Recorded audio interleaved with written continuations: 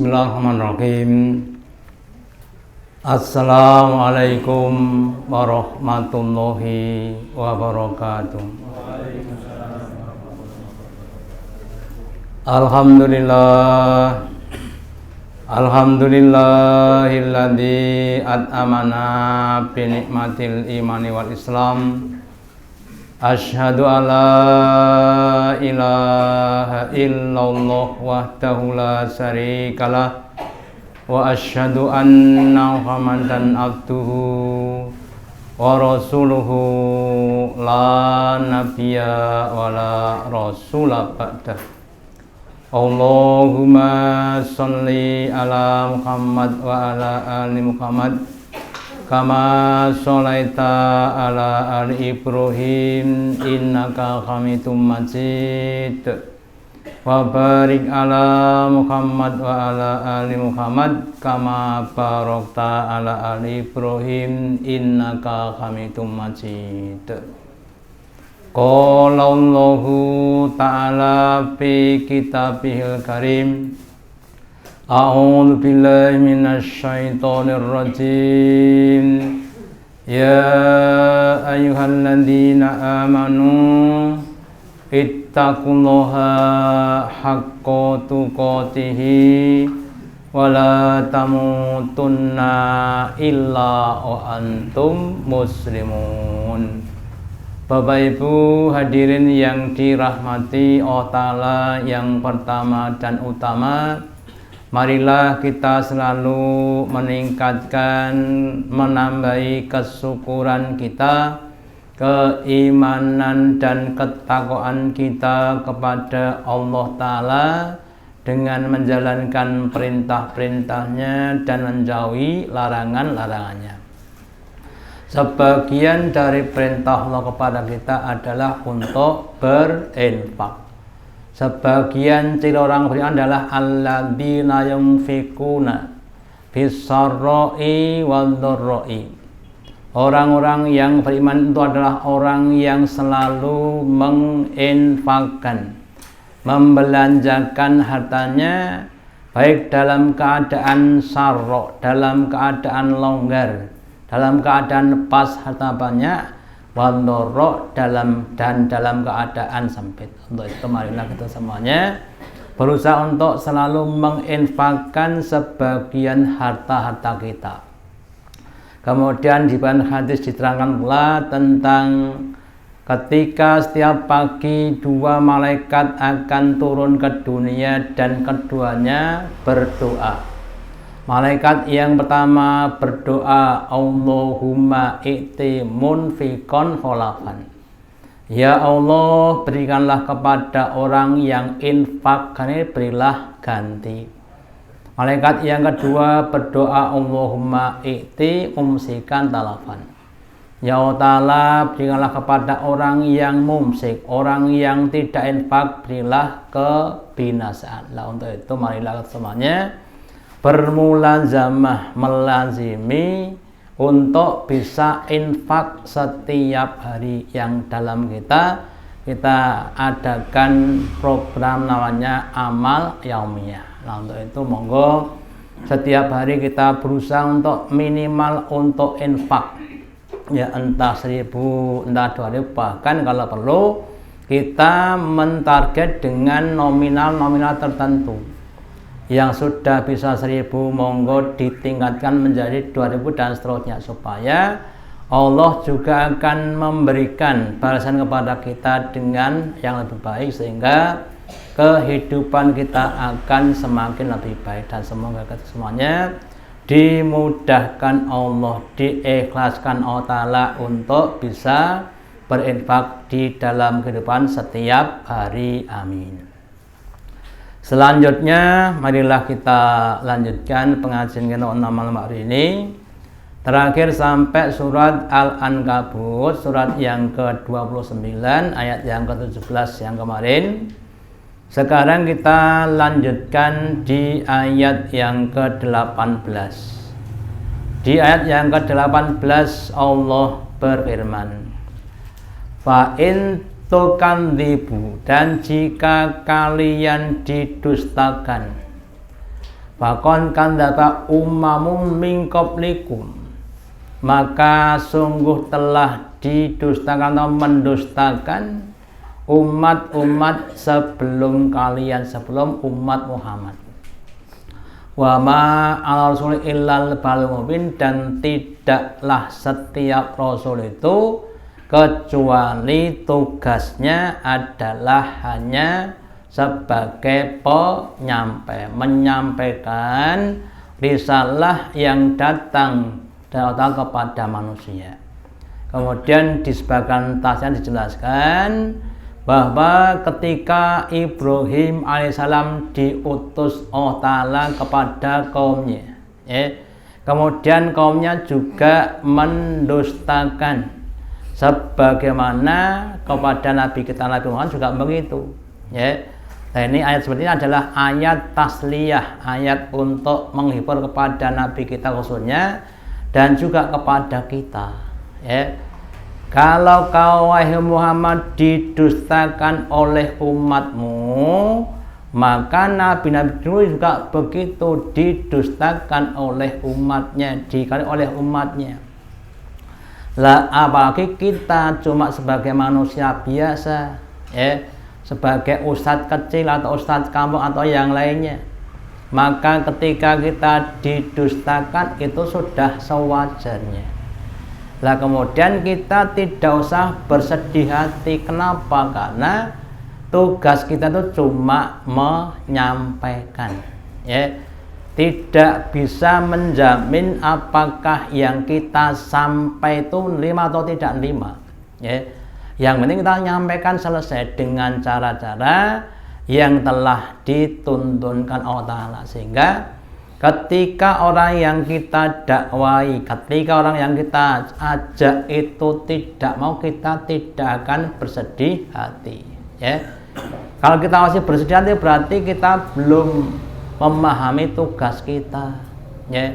Kita cuma menyampaikan, nggak bisa menjamin memberikan petunjuk.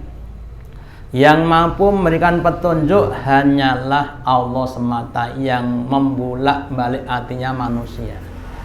Terus kemudian kalau kita urutkan Bapak Ibu, sebetulnya para nabi dan rasul itu yang dikersakne apa toh? Yang dikehendaki apa toh? Yang dikehendaki adalah supaya manusia itu selamat dari godaan-godaan setan, sehingga bisa masuk ke dalam surga lepas dari neraka.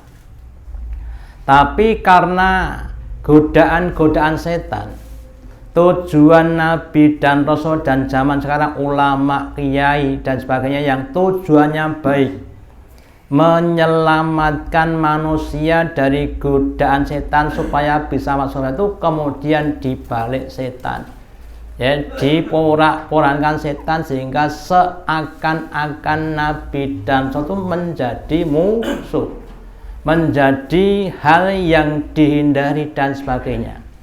Maka kalau kita urutkan, Nabi berdakwah itu yang pertama dilandasi rasa belas kasih. Di surat Asy-Syura, surat yang ke-42, ayat yang ke-23, Allah berfirman, "Dzalika ladzi yubasyirullahu ibadal ladzina amanu." Yang demikian itulah Allah memberikan kabar gembira kepada hamba-hambanya yang mereka telah beriman dan membuktikan imannya dengan amal-amal yang soleh. Qul, katakanlah wahai Rasulullah, katakanlah kepada manusia yang kau dakwai, wahai manusia, wahai umat, dalam aku berdakwah kepadamu, las as'alukum alai ajrun, aku tidak minta kepadamu upah, nggak minta gaji, nggak minta balas jasa, ilal mawaddah fil qurba, kecuali hanya didasarkan pada mawaddah, rasa belas kasih, tresno asih mergo cinta kepadamu. Ya. Contohnya Bapak Ibu yang pernah saya sampaikan, kalau seandainya ada ibu atau bapak orang tua melihat anaknya sedang makan makanan yang merusak pada tubuhnya. Sekarang banyak makanan yang disebut junk food atau makanan sampah. Kemudian bapak ibu itu melarang anaknya, "Duk, jangan makan makanan itu. Itu makanan yang kotor yang dapat menjadikan penyakit." Itu.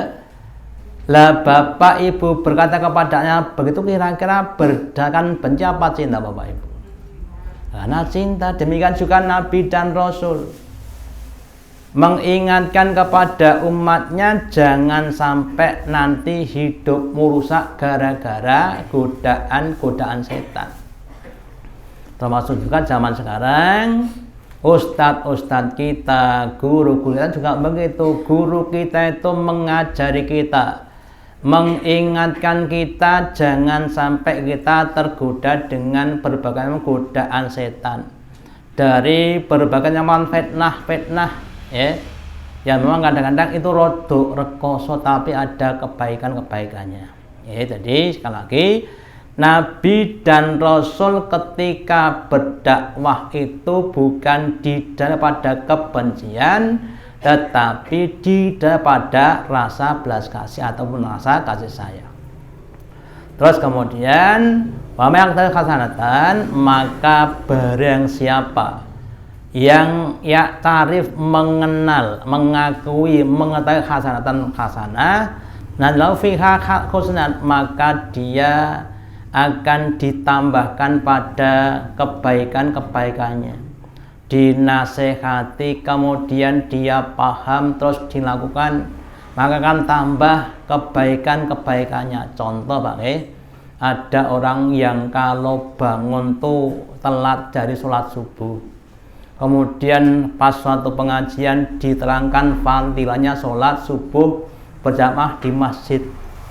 Ya. Terus dia berusaha untuk sholat subuh berjamaah di masjid, itu namanya orang yang tarif hasanatan.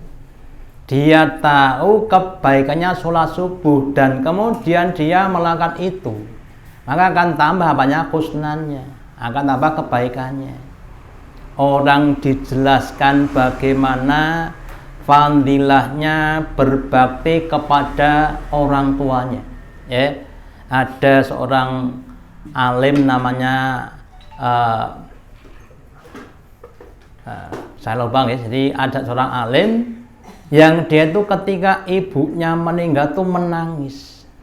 Bukan karena meninggal, tapi kenapa? Karena ketika ibunya sudah meninggal, maka pintu surga yang besar itu sudah tertutup karena sudah tidak bisa berbakti kepada ibunya. Itu namanya kan orang yang dia mengenal kebaikan.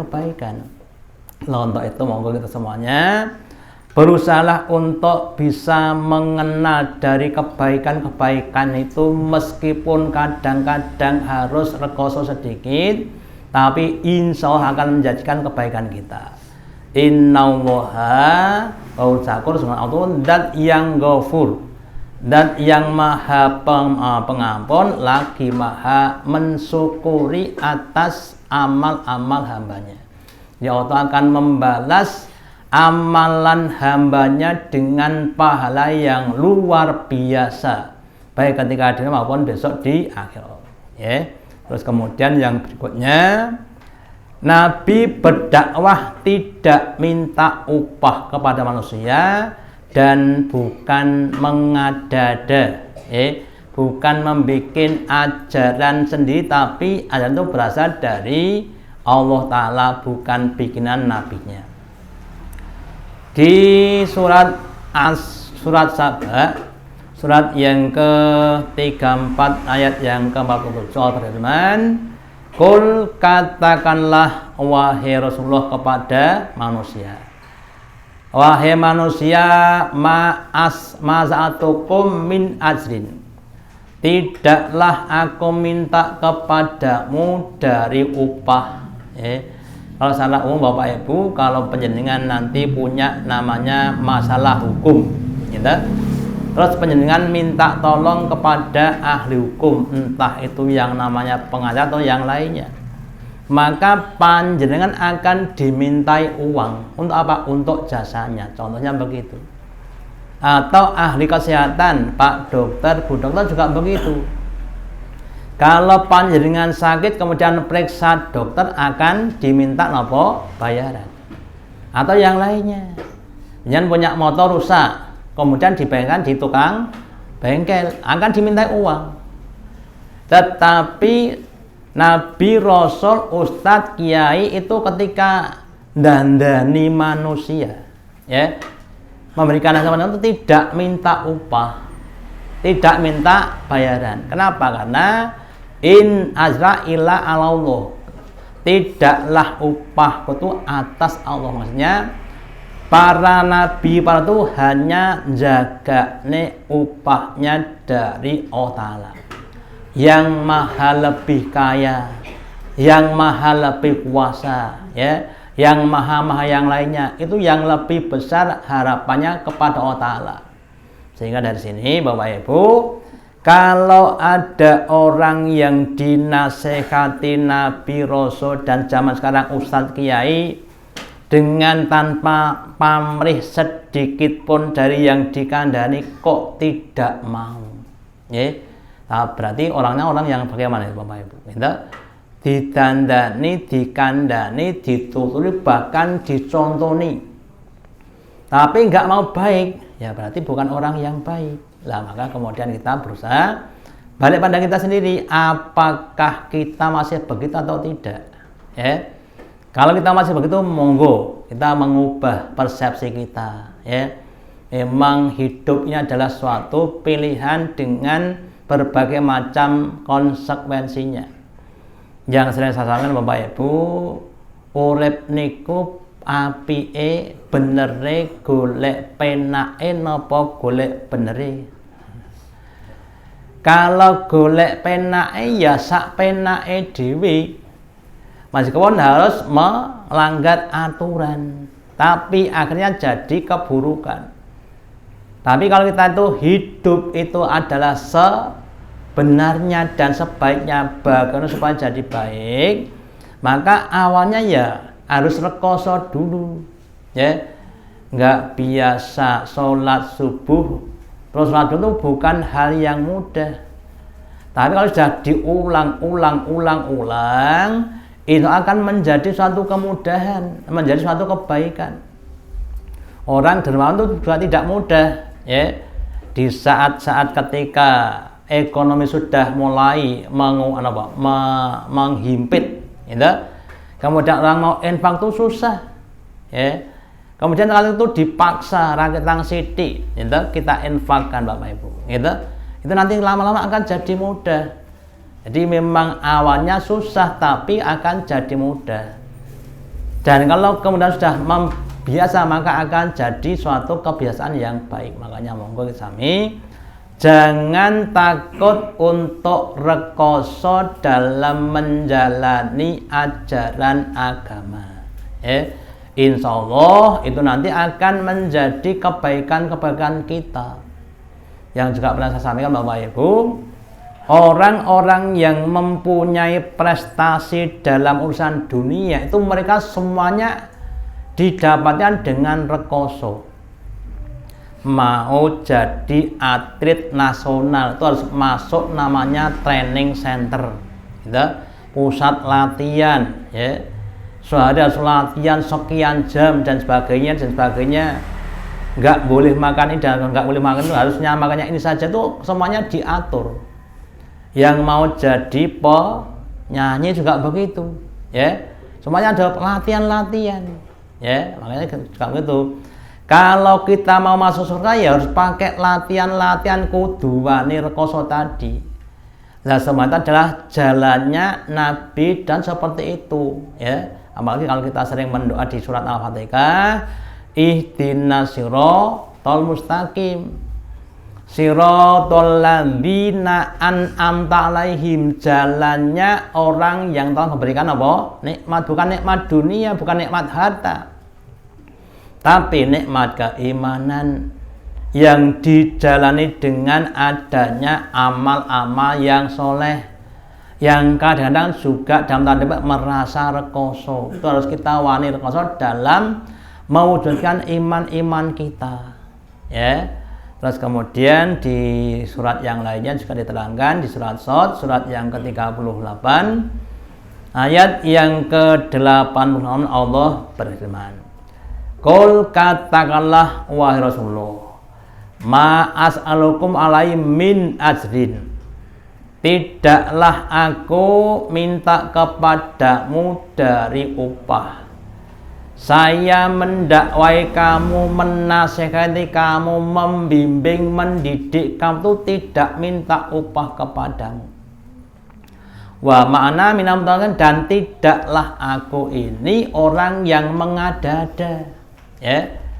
Kalau sebagian orang, Pak, ngapunten, kadang-kadang mereka itu mempunyai suatu teori atau cara yang satu sebagian besar didapatkan dengan namanya observasi atau uji coba, yang kebenaran adalah kebenaran yang nisbi, kebenaran yang sementara. Itu saja banyak orang yang mau untuk membayar. Contoh, Pak, contoh saya pernah punya kakak nih, kakak saya itu ikut pelatihan ternak semut ngangrang, Pak. Bayarnya bukan 100, bayarnya itu 500.000, itu dilakoni. Harapannya apa? Harapannya bisa ternak ngangrang, kemudian nanti kalau bertelur, nah, kemudian harapannya sudah banyak sekali. Padahal yang ikut juga banyak, ya. Sudah ikut balik masuk, kemudian apa? Enggak jadi, kenapa? Indukannya enggak punya. Wis kelangan pinten? 500.000, pinten. Lah kita itu pelatihan untuk bisa masuk surga, tapi kadang udah nggak bayar, tapi kadang-kadang tidak semangat, itu. Padahal tidak cuma masuk surga, tapi juga nanti dalam kehidupan itu akan mendapatkan kenikmatan-kenikmatan, ya. Dan sekali lagi, apa yang diajarkan Nabi dan Rasul itu betul-betul datang dari Allah, zat yang alim dan hakim. Allah berfirman, wa mayantiku anil hawa in huwa illa wahyuka. Tidaklah Muhammad itu berkata pada tapi berdasarkan wahyu yang diwahyukan. Nabi ngajari kita sholat kepada Allah Ta'ala, caranya mengangkat tangan Allah Akbar, itu bukan bikinan Nabi, itu bikinannya Allah Ta'ala yang diajarkan kepada Nabi dan diajarkan kepada kita supaya kita bisa beribadah dengan baik dan benar. Contoh, Pak, ya, contoh. Kalau kita masuk rumah seseorang itu kan sudah mabum, ya.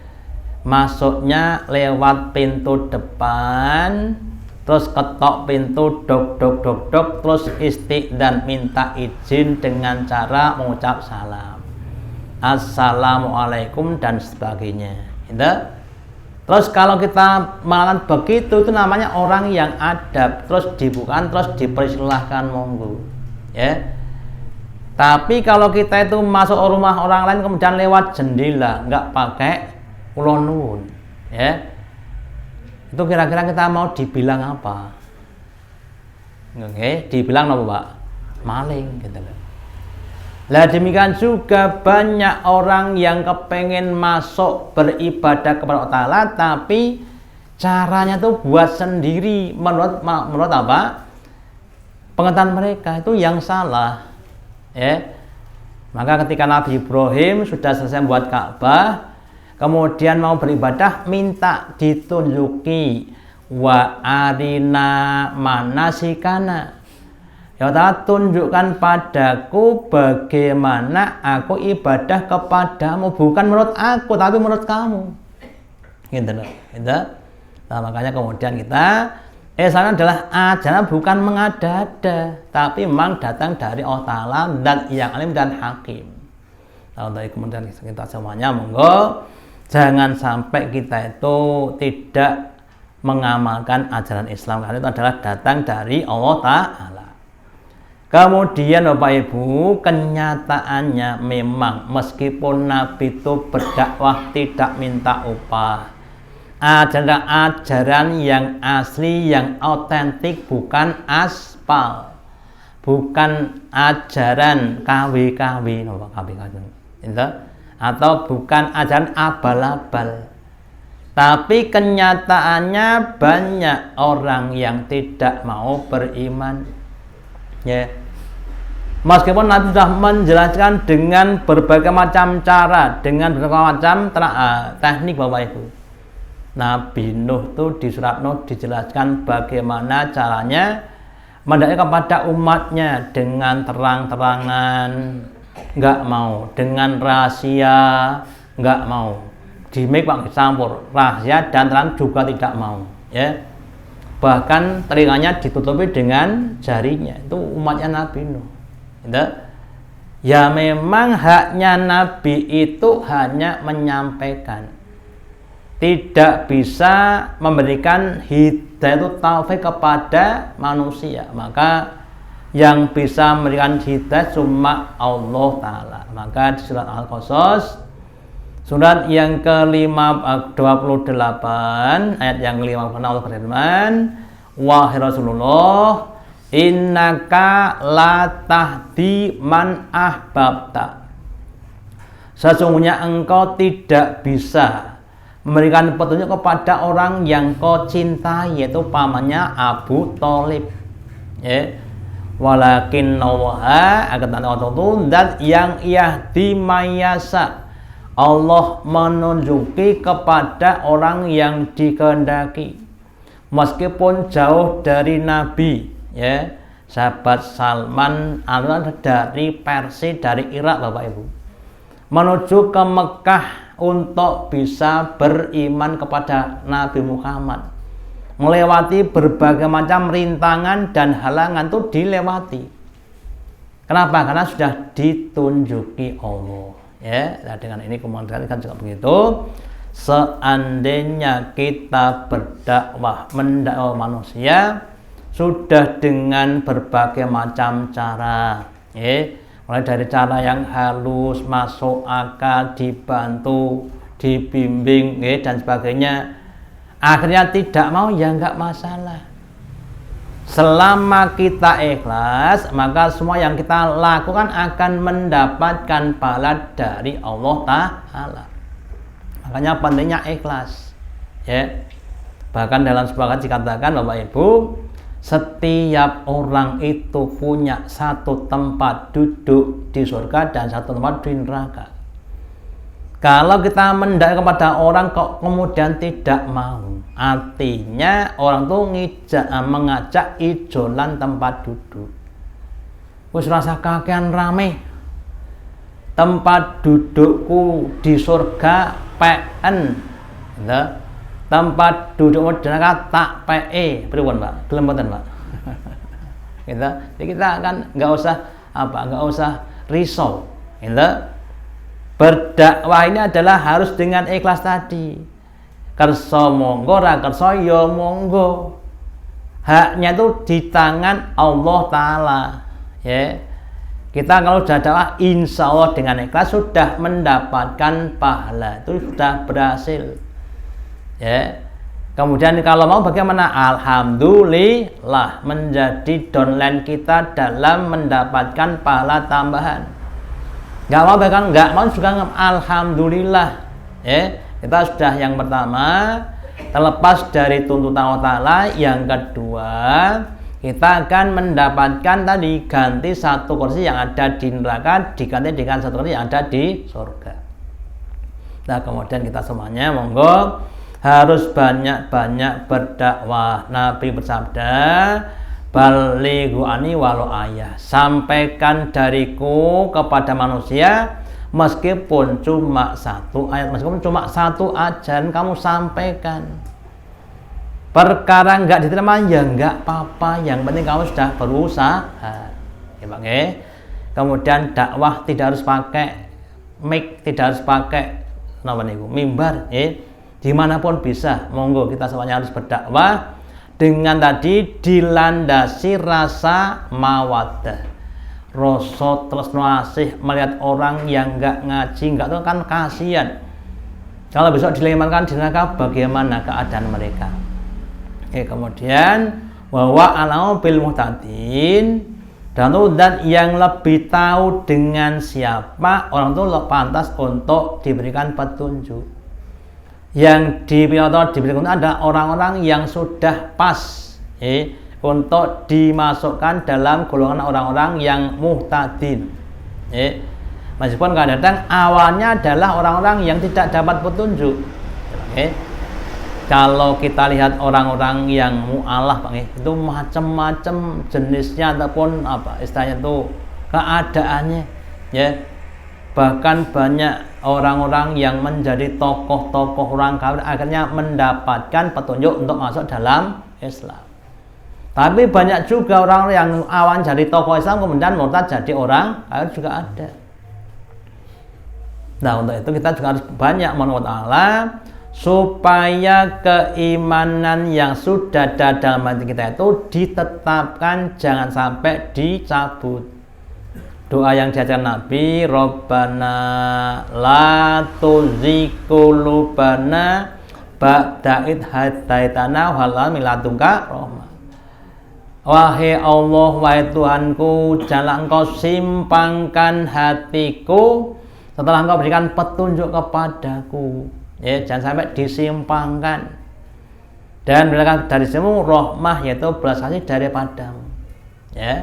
Terus kemudian juga di ayat yang lainnya di surat Al-Baqarah, surat yang kedua ayat yang ke-272, di awal saja Allah berfirman, laisa 'alaika hudahum, tidak atas tanggungan Muhammad hudahum, petunjuknya.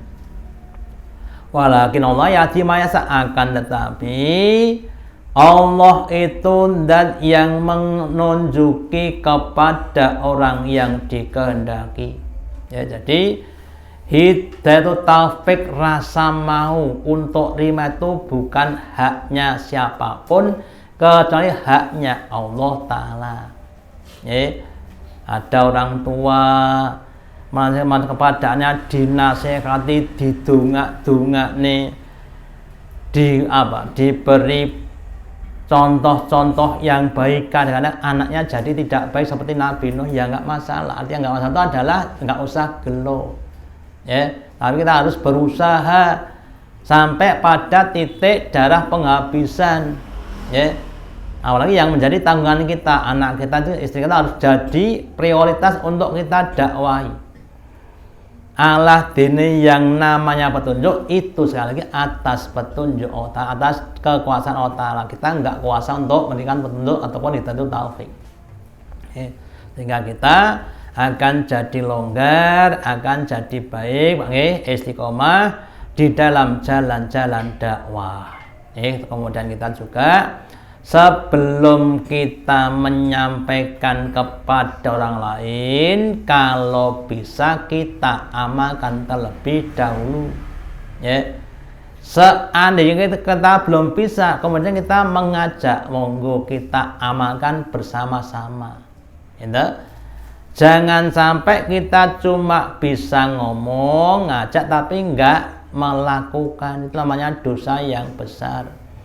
Kaburut kalimatan tasum min awim iyakuna illa katiba, atau dosa besar bila kalian mengatakan tapi tidak mau melakukan, namanya suatu dosa yang besar. Makanya monggo samanya ibda bin nafsik, mulailah kebaikan itu dari kita pribadi supaya bisa menjadi sunnah hasanah kita, kebaikan-kebaikan kita dan lain sebagainya. Terus kemudian tugas Nabi hanya menyampaikan, sekali lagi hanya menyampaikan, tidak bisa untuk menjamin orang itu mau untuk terima dakwahnya. Di surat Ar-Ra'd, surat yang ke-13 ayat yang ke-40, Allah berfirman, wa inna dan sungguhnya manuriyannaka apa yang kami perlihatkan kepada Muhammad ba'dul ladzi na'iduhum, dari sebagian apa yang kami janjikan kepada mereka. Maksudnya Bapak Ibu, pada zaman Nabi itu berdakwah kepada manusia. Ada sebagian yang kafir, ada sebagian yang beriman. Terus yang kafir kemudian menentang, bahkan memerangi dan sebagainya. Kemudian Allah memberikan janjian bahwa Allah akan menolong kepada Nabi dan orang beriman. Salah satunya adalah dengan cara membinasakan orang-orang yang kafir. Dan itu terjadi pada zaman Nabi, ketika Nabi masih sugeng, masih hidup, masih bisa melihat bagaimana Abu Lahab, Abu Jahal mati, ya, dilaknat Allah Taala. Kemudian atau sudah mewafatkan kamu. Artinya Allah membinasakan orang-orang kafir sepeninggal Nabi sudah sedo. Ya, jadi ada yang dimatikan sebelum Nabi sedo, ada yang sudah sedo. Fa inama alaikal balak, maka sesungguhnya atas kamu itu tugasnya cuma menyampaikan. Yang penting risalah sudah kau sampaikan. Dan atas kami akan hisabnya. Setelah diberikan aturan-aturan, kemudian orang itu bagaimana untuk menghadapi aturan? Apakah mereka melakukan dengan baik-baik atau mereka menolak? Maka itu kisahnya atas Allah Ta'ala.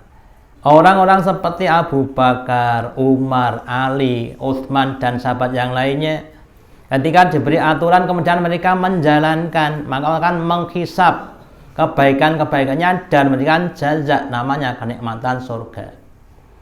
Sedangkan Abu Lahab, Abu Jahal, yang mensikapi aturan ini dengan cara menolak, mengkafiri, maka akan disyarat dengan apa? Hisab yang buruk, akan dibalas dengan adanya api neraka.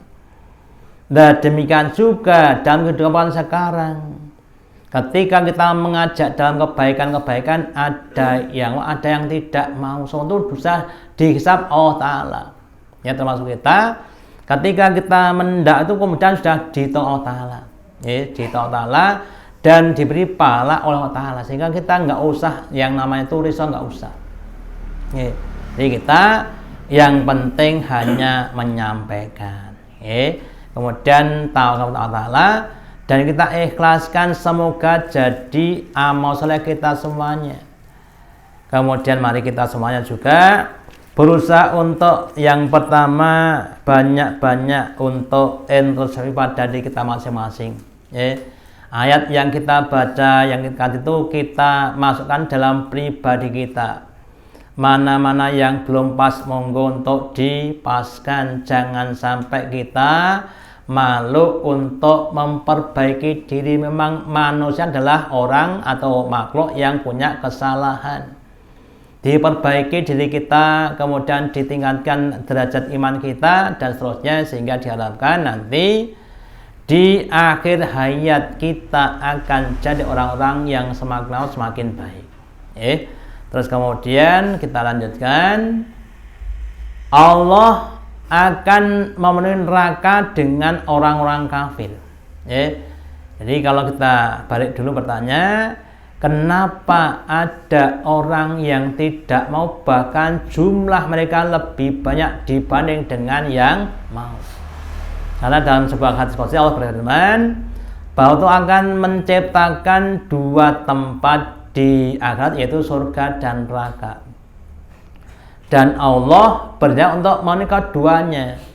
Allah memenuhi surga dengan orang-orang beriman dan Allah memenuhi neraka dengan orang-orang kafir. Maka dibutuhkan orang kafir.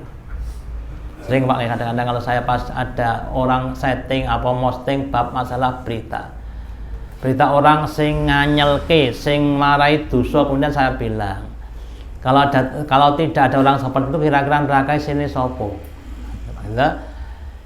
Itu orang itu ada yang akan dijadikan esensi rokok gitu. Itu kalau kita beli pisang, beli durian itu nggak ada kulitnya, kira-kira tempat sampah isinya nopo Pak? Kan nggak ada Pak. Ini harus kita pahami biar kita tuh tidak risau. Wong kafir sugih macam-macam. Memang itulah namanya orang kafir. Jangan menjadi ujian kita, gitu Pak. Kita juga beriman juga begitu. Kita mengharapkan Allah saja. Nggak usah mengharapkan nasru minallah, pertolongan dari Allah Ta'ala. Terus kembali kepada ini, jadi orang kafir itu memang diciptakan Allah untuk menjadi penghuni neraka jahanam. Di surat Hud, surat yang ke-11, ayat yang ke-118-19, Allah berfirman, walau yasa'u rabbuka ja'alan nasa ummatan wahidah. Dan seandainya Allah menghendaki, Allah akan jadikan semua manusia dalam keadaan umatan wahidan, bimana milatan wahidan, bimana agama yang satu. Kabeh Islam, kabeh mukmin, kabeh wong sing takwa, Pak. Kalau kita ibaratkan nek enten wong bal-balan, wong rorikur melu lor kabeh. Gayeng mboten, Pak? Ora gayeng. Ora dilawan kok, Bang. Wong rorikur melu lor kabeh, ngegolke bareng-bareng ora nek sing ngeplok iki kenapa enggak berprestasi. Ya, tapi ada yang utara, ada yang selatan. Nah, gitu. Akhirnya apa? Ada pertandingan, itu namanya pertandingan. Kemudian apa? Ada yang menang, namanya orang yang prestasi. Ada yang kan namanya orang yang tidak berprestasi. Yang menang layak dipuji, yang kalah layak dihina. Lah ini adalah neraka. Jadi kita harus sadar Bapak Ibu, kalau kita ingin berprestasi harus kita mau untuk diuji tadi. Terus walayazullan mukhtalifin, tetapi tidak henti-hentinya selalu ada orang yang muhtalifin, orang yang suloyo, orang yang menyimpang, orang yang menentang. Bahkan Bapak Ibu kadang-kadang sing menentang nek pun rodok tingkat dua niku dalile nggih napa? Dalile nggih mantep Bapak Ibu. Contoh nggih napa? Bab masalah sembelihan nggih. Ada yang menceritakan kita kan diharamkan makan bangkai. Khurima alaikum maitatu. Diharamkan kan itu makan bangkai. Bangkai ini kenapa? Bangkai itu binatang yang berdarah panas yang mati tanpa disembelih, namanya bangkai. Ayam, kambing, sapi mati nggak disembelih namanya bangkai. Tapi kalau binatang air, ya lele, Pak nggih, water mati nggak usah disembelih. Apalagi teribu nggih, rasa disembelih. Melih teri kak nyun ngapunten rekoso dewi. Lah, kemudian ada yang banggel. Lah iya, orang Islam tuh gimana tuh? Nyembelih pakai tangan sendiri itu dikatakan halal. Tapi yang tidak sembelih itu dikatakan haram, padahal binatang tuh kalau mati tidak disembelih itu yang mati kan siapa? Kan Allah. Lah kok malah diharamke? Makanya orang beriman itu lebih utama dibandingkan dengan Allah Ta'ala. Setannya sudah mulai gitu. Maka turun ayat ya yang isinya yang disembelihkan dan diawali dengan mengucap napa, Pak? Kita kan nyembelih mengucap napa? Bismillah. Itu yang bismillah itu yang kemudian itu ada atas nama Allah Ta'ala. Sedangkan yang mati itu tidak pakai bismillah. Maka yang tidak itu diharamkan. Ya. Itulah karena kita belajar. Lah makanya jangan sampai nanti menjadi orang yang muhtalifin. Illa marhawabuka, kecuali orang-orang yang dirahmati Allah. diberi petunjuk oleh Allah itu tidak akan mukhtalifin. Seperti Abu Bakar, namanya apa? Asidik, selalu membenarkan apapun yang disabdakan Nabi dibenarkan, meskipun tidak masuk akal. Kenapa? Karena orang-orang yang diberi petunjuk. Sedangkan yang kafir seperti Abu Jahal, ya entene ming suloyo Bapak. Itu konen fak, wong lan ditukok konen fak, itu kon poso juga begitu. Nah, maka kemudian kita semuanya monggo berusaha untuk tidak mukhtalifin, diterima apapun yang datang dan rasulnya. Walidhalika khalaqahum, dan demikian itulah Allah menciptakan mereka. Menciptakan ada orang yang ya dan ada orang yang tidak. Ada yang iman, ada yang kafir. Itu sudah jadi cetakan ketetapan Allah Ta'ala tadi. Wa tamat kalimat rabbika, dan sudah tam sempurna kalimat Allah Ta'ala bahwa la'ana jahannam, bahwa Allah akan memenuhi jahannam minna jinnati wa nasi ajmain, dengan jin dan yang kafir semuanya. Jadi jahannam akan digunakan sebagai tempat untuk mengadab orang-orang yang kafir kepada Allah dan Rasulnya. Ya, maka monggo kita semuanya, meskipun kita mungkin di dunia ini banyak godaan-godaan, apalagi sekarang akhir zaman semakin bervariasi Bapak Ibu, ya. Ada godaan dari dalam, ada godaan yang dari luar, ya. Dari dalam kadang-kadang ya ada rasa males Pak nggih. Memang ajeng nglakoni barang becik kadang-kadang ya abot. Banyak halangan, rintangan, gangguan itu wajar, tapi kemudian kita harus bersemangat. Terus kemudian terakhir, peringatan hanya bermanfaat bagi orang-orang yang beriman. Di surat An-Dariyat, surat yang ke-51, ayat yang ke-55, Allah berfirman, "Fandakir wahai Rasulullah, maka berilah peringatan. Fa inna dzikra tanfa'ul mu'min, maka peringatan akan dapat memberikan manfaat hanya kepada orang-orang yang beriman. Kalau kepada orang yang tidak ada manfaat. Kalau dibalik Bapak Ibu, siapapun yang sudah diberi peringatan kok tidak ada perubahan, berarti adalah orang-orang yang tidak, minimal imannya tidak sempurna. Ya, nah, untuk kita semuanya monggo, gitu. Ketika kita diberi peringatan, monggo untuk bisa mengambil pelajaran. Contoh Pak, Pak, yang sering saya sampaikan bab masalah ngerasani gibah atau membicarakan keburukan orang lain itu suatu hal yang masih banyak kita lakukan. Nah, maka kemudian kita banyak-banyak istighfar. Kemudian kita lihat kembali bagaimana Allah memvisualkan, menggambarkan orang yang ghibah seperti orang yang makan bangkai saudaranya. Dipadakne kalih lelepah atau salelepah. Lelepah niku napa Bu? Nah, pakanane wak mentah. Gitu. Loh, masa kita dicari dengan lelepah? Ya itulah Allah Ta'ala memberikan seperti itu. Supaya kita ada efek jera, meskipun kadang ya jik nglakoni meneh. Atau yang lainnya Bapak Ibu. Contohnya apa lagi? Contohnya bab masalah emosi. Gitu. Kalau orang itu dalam keadaan emosi, terus Nabi bersabda, kalau emosi dalam keadaan berdiri, kemudian kamu duduklah. Kalau masih emosi, kamu berwudulah. Itu dilakoni. Soal-soal kita bisa mengatasi emosi, ya mungkin sekali dua kali itu belum bisa, tapi suatu saat nanti kalau kita bermula zaman dengan itu, maka kita akan diberikan ilmu mengatasi emosi. Sehingga kita tidak kemudian jadi emosional. Namanya kita mengambil pelajaran.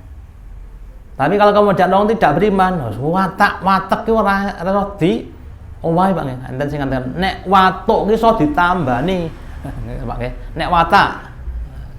Saged wonten Pak. Nek watuk gampang ditambah, nek watak ora kena ditambani niku mergone orang yang pesimis Pak nggih. Watake sinten sing lebih ganas atau lebih besar dibanding dengan wataknya Umar bin Khattab. Orang yang dulu adalah apa? Emosional, tapi kemudian dengan Islam dia jadi baik gitu loh. Ya, apalagi cuma emosi kita, termasuk saya Bapak Ibu. Monggo kita mengambil pelajaran. Yang penting kemudian kita apa? Kemudian mau untuk introspeksi. Monggo kita semuanya mencari kekurangan atau kelemahan kita masing-masing kemudian untuk diperbaiki. Ya.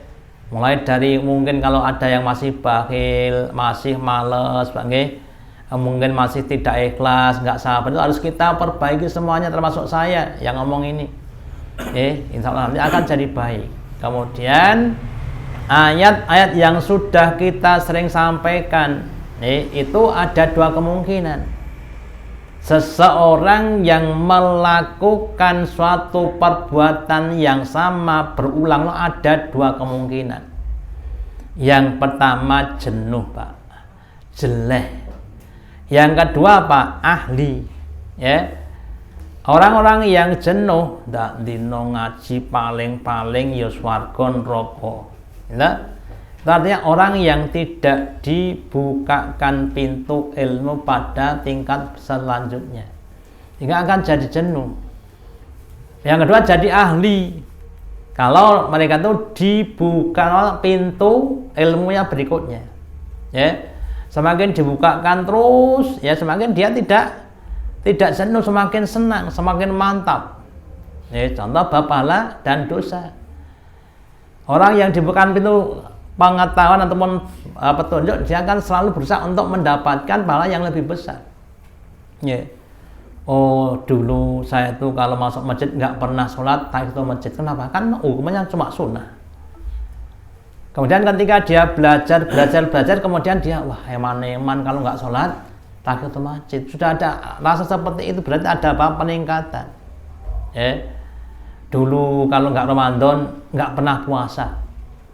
Kemudian dia terbersit, oh puasa itu, orang puasa itu sejak subuh sampai maghrib dihitung kebaikan semuanya selama dia belum berbuka. Bahkan sampai nafasnya yang baunya nggak sedap pun dianggap sebagai lebih harum dibanding dengan kasturi.